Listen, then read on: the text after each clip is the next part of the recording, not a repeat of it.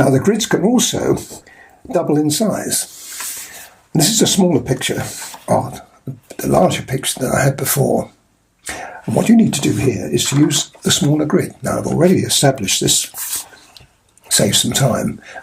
You can see how it works. The smaller grid over the picture is exactly the same as the 1 inch. So this is a 1/2 inch, this is a 1 inch. And it's going to work the same way. Now let me show you how it works. I've already put the cross on here, and what I did here, I used a sepia pen, but you could use a red pen, or you can use it depends. It's easier for me to show you though.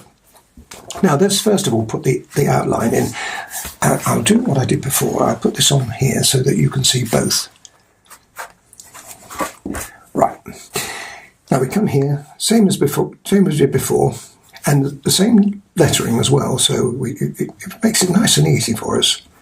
Come over and pick up down here that tiny little bit we did before, if you remember, like that.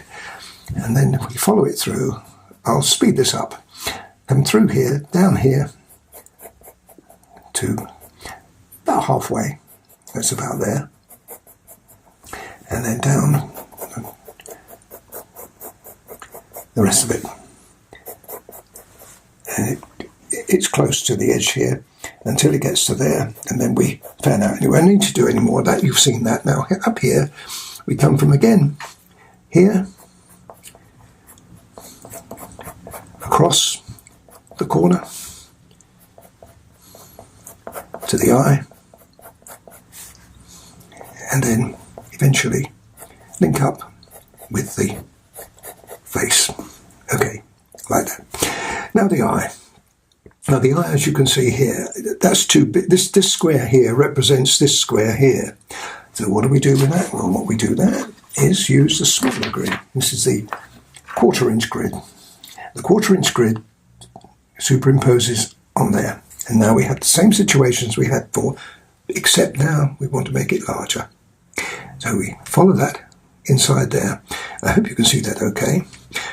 This line here is this line here.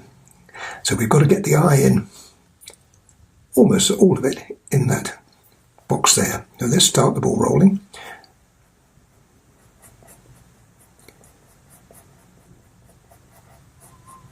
And it continues on the other side there. And then that's the eyelid.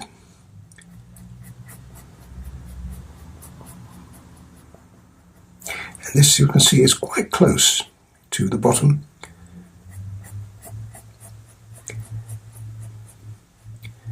And just like that, and then we've got the pupil in, which is almost spot on that line there, just a little to one side of it, and in there. There we are. Now, no need for me to do any more, but you can see how it works, and I still prefer, and would prefer you to blow your original picture up that you've got and do it 1-to-1, because going up, it works, as you can see, but it's a little more tricky to do that, so it's better to have it as a larger picture. Anyway, that's transferred in the same way as before. So now I'm going to show you the next subject, which will be a German Shepherd.